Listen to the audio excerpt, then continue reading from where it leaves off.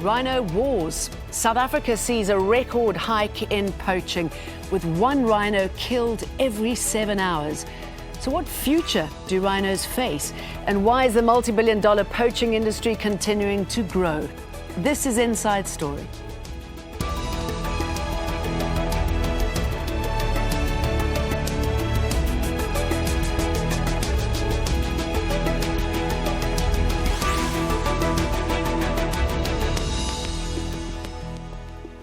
Hello and welcome to the programme. I'm Jane Dutton. It's worth more in weight than diamonds or gold, which is why rhino horn is at the centre of a bloody poaching battle. The number of wild rhinos killed in South Africa last year jumped by 21%. That's a new record. Asian demand is fueling this, with some communities in China and Vietnam believing the horn has magical medicinal powers. The lucrative market has attracted criminal gangs who use sophisticated technology to kill. South Africa's Kruger National Park is home to the majority of the world's rhinos, which makes it a prime target for poachers. The 20,000 square kilometre park is in the east of South Africa and borders Mozambique. This is part of the problem, as many of the poachers come from Mozambique, one of the poorest countries in the world. According to South Africa's Department of Environmental Affairs, 1,215 rhinos were illegally killed last year. That's a 21% increase from 2013.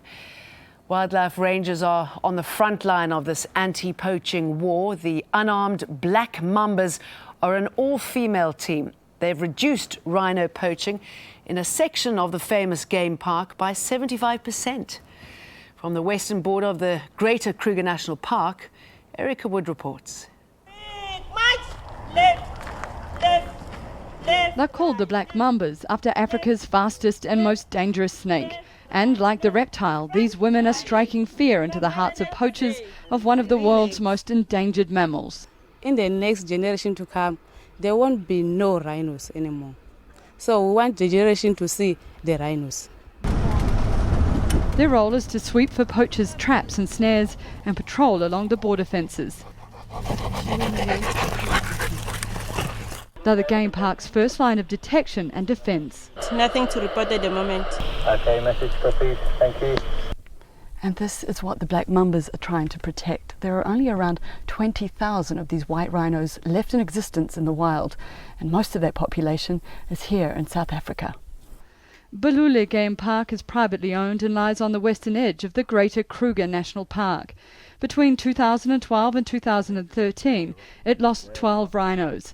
Much of the poaching is done by foreigners, but some of it is carried out by locals. The park's wardens decided part of the solution to the problem had to come from within the community. Some places, poachers are sort of almost deemed as heroes. You know, they're bringing money into the local communities. And a social upliftment program like this hopefully will change that around.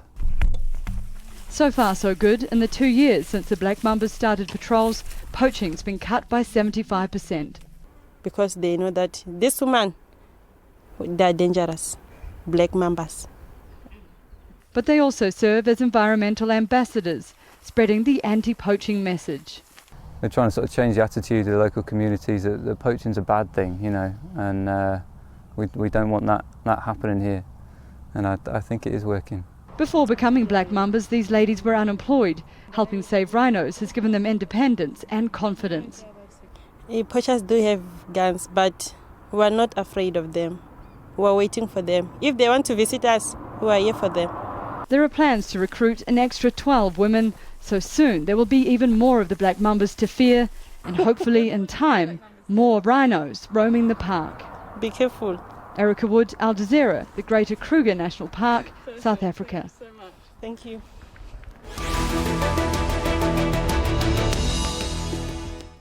Let's get straight to the chat. Bring in our guests now. Joining us from White River on the border of Kruger National Park is Damien Mander. He's the founder of the International Anti-Poaching Foundation. In Nairobi, Lamine Sebogo from WWF International. He led the WWF delegation on wildlife crime. And from Vienna is Reina-Marie Loader. She's the founder of Cinema Humain and is behind the wildlife documentary Horn. Welcome all three of you. Thank you for joining us on Inside Story. Damien Mander, let me start off with you. You experience this disaster, this killing on a daily basis. Talk us through what you're seeing.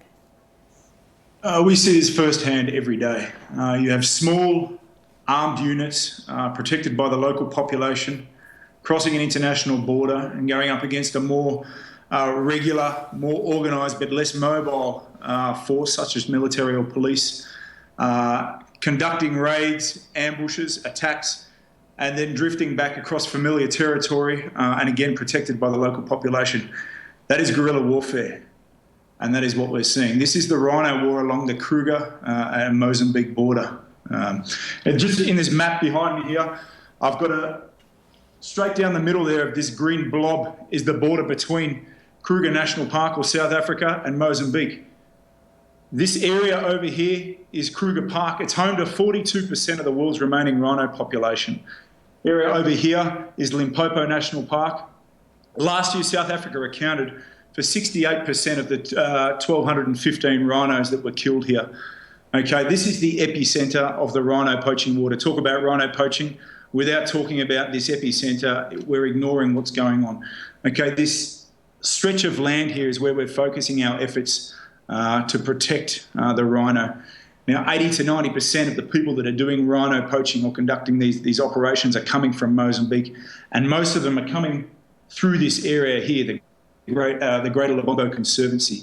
To me, that is the most critical piece of land on the planet for rhino conservation, and at ground zero there we're seeing it every day. Multiple armed units crossing into Kruger National Park, dead rhino, dead poachers, rangers with their life on the line every second of the day. And you say that's such an important part of the world, and yet these killings go on a daily basis. Lamine Sebogo, what is your experience of what's happening in South Africa? I know that you are more an elephant man, but what's happening in South Africa and what it means to the rest of the continent? Because what we're seeing there, we're seeing in many other parts too. Thank you very much. A week ago, there was 2 meetings successively in Kasane, in Botswana. The first one, it was to assess the level of implementation of 14 urgent measures on elephant conservation that was agreed last year in December.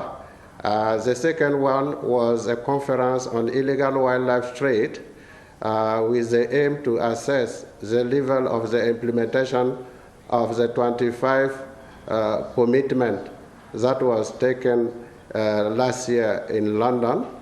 Regarding the first meeting, and overall with concern the level of the implementation of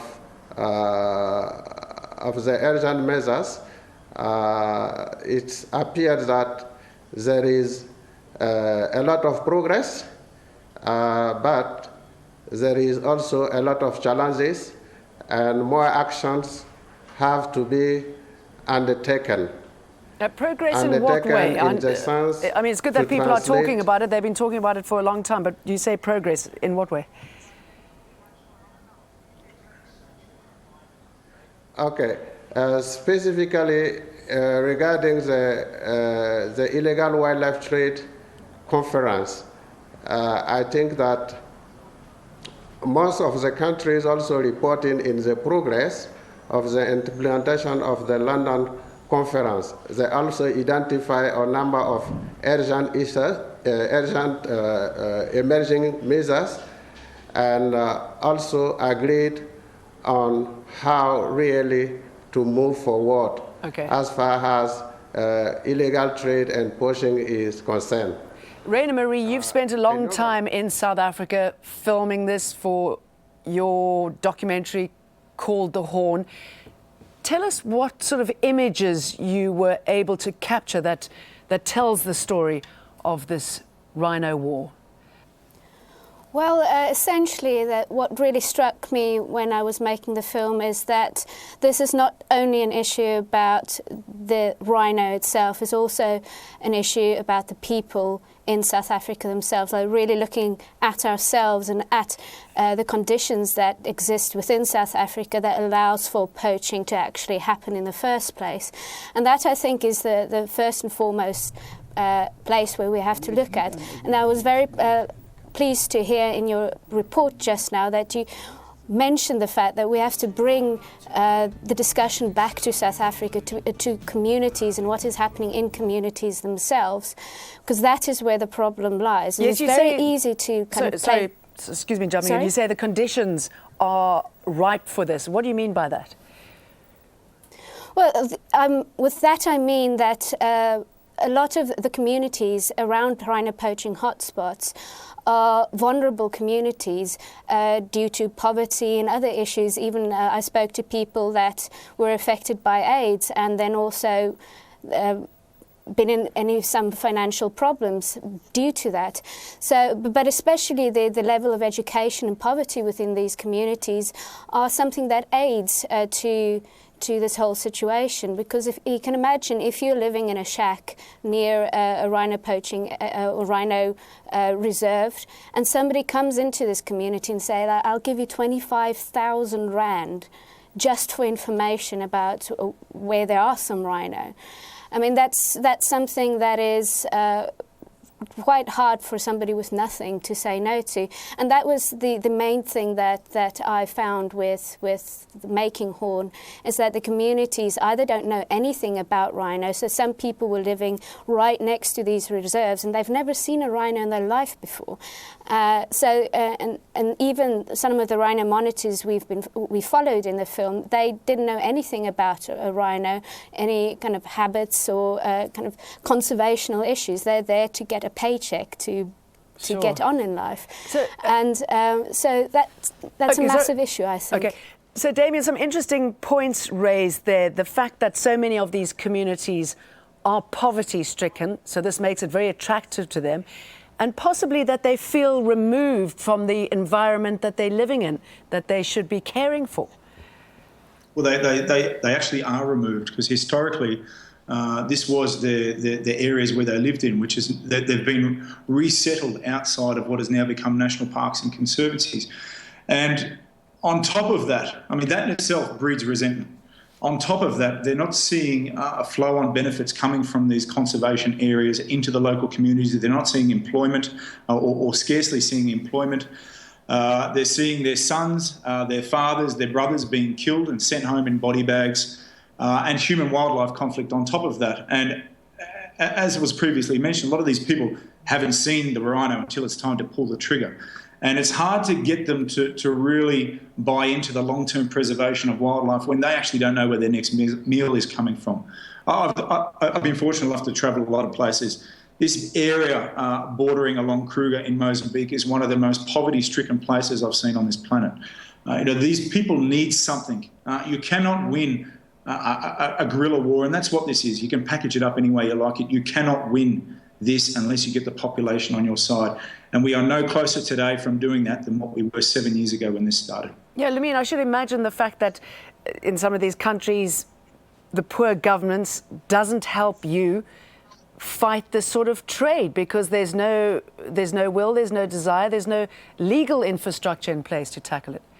Yes, I think that in most of the countries, regarding the point you are raising, the lack of capacity and the lack of appetite is a real challenge, and there is a need basically to enforce site-based, to strengthen site-based enforcement, and also to build the capacity of all the actors involved in anti-poaching area.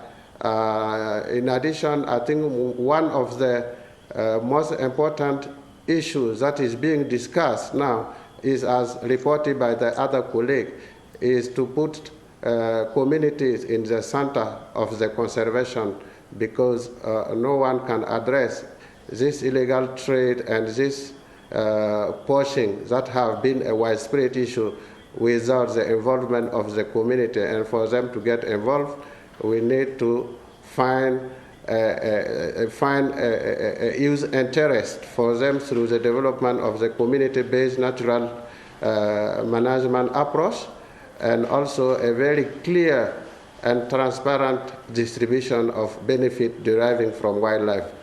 Reina-Marie, if the community is at the forefront here, talk us through the supply chain and how it works. And, you know, once these horns have been retrieved or brutally taken off the rhino, how do they end up in the shops in mainly Vietnam and China?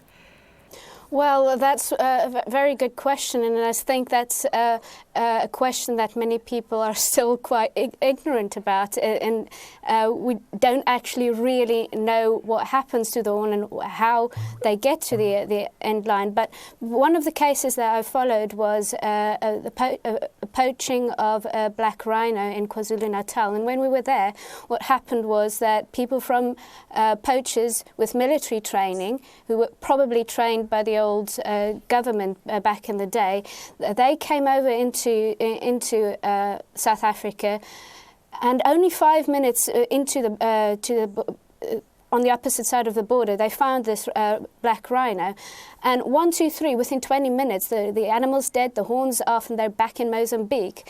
And people in South Africa are standing there with their hands cut off, really, because they're not allowed, at the time that I was there, to actually follow the poachers, even though they were there.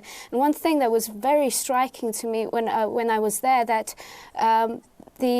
the ranger who took me out, he actually said, well, the chances are that the poachers are looking at us just from the opposite of the border, checking out what we're doing so they can be aware. But we're not allowed to go and investigate. And that brings us back to this responsibility of the government, that I think that there's no political will, there is no assistance to the people who are actually working on the front line. Yeah. And in terms of this issue about capacity, I think South Africa has the capacity to stop all of this, but there is not the help required in order to do this. There's so much knowledge in South Africa and so much skill, yes, but it's not being used adequately because of all the red tape and, well, the lack of skill in terms of the government. Yeah, I mean, Damien, the South African Environment Minister, said the poaching crisis is now so severe it poses a threat to the country's tourism. It doesn't seem, though, knowing this and how devastated South Africans are, and the fact that creatures that are 1 million years old are being wiped out, that the government is doing enough. Why aren't they taking this seriously? Yeah, there's no doubt that, at least in my mind, and I know a lot of the people who are involved with this industry will say that this is a political issue, but that's above my pay grade. We deal with the issue at ground level. What I can say is, from my experience in Mozambique, there are positive steps that are being taken. There's things that are happening in Mozambique. 1,500 police dedicated to protecting environmental areas have just been deployed across the country. There's a new Minister for Environment who seems very proactive.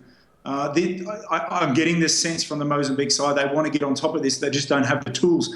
You look at the support that goes into South Africa in terms of trying to get on top of this problem. There's over 400 rhino NGOs raising money and doing work in South Africa. In this area down here, the most critical piece of land on the planet for rhino conservation, there's less than a handful of organisations trying to support that area.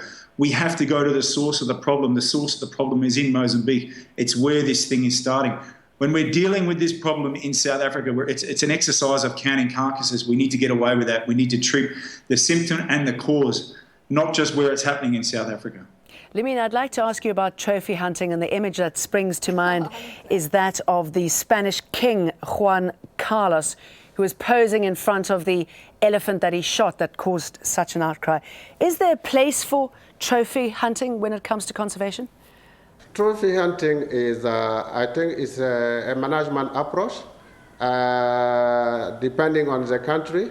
Many countries has been given a certain quota as far as elephants are concerned for trophy hunting. In such, trophy hunting also can bring more benefit to the community, to the national economy, depending on how it is organized. Trophy hunting can have also some advantage in terms of employment for people, and as long as it is professionally done with the interest, to be given to the community, I think it's a good approach depending on the level of population. And as this is being regulated by CITES, Okay, of course, Reina-Marie, it depends also of the local laws, of the national laws. Sure. Reina-Marie, from your experience, did you find that trophy hunting actually did work when it comes to money filtering back into the community? And I'll ask the same question when it comes to burning of rhino horn. I know that's a very controversial one. People say that rather that money should be put back to the community. Well, in terms of hunting, obviously that's a very controversial issue in itself. And I mean, there is definite value for South African economic level to allow trophy hunting to take place. Personally, I'm not very keen on hunting. It's not something that I support, but I do understand that in certain cases it does help with conservation and the increase of population. But I think where rhinos are concerned, or any species that are critically endangered, like the rhino, I think it's a very dangerous road to go down to, because what we're talking about in terms of trophy hunting, rhino, a trophy means like a head of an animal on the wall, but in terms of a rhino, that's not the case. It's only the horn is classified as a trophy. So as long as you put the horn on a piece of wood, you have a trophy. And it's very difficult to actually manage where that horn actually goes after it exits the country. And that in itself is highly problematic. And then if you think about what hunting actually means for the country, as I said, it has a massive economic effects. I think quite recently the figures were released that hunting exceeded the 1 billion rand mark now for South Africa. So it means a lot of money, but that's exactly where I think the problem lies. Something that means a lot of money for somebody is dubious, because the value should be placed on the animal itself, the survival of the animal in the world, and as a national heritage, not as an object we could theoretically exploit. I mean, Damien, people are saying that if this doesn't stop soon, that they could be wiped out in a couple of decades.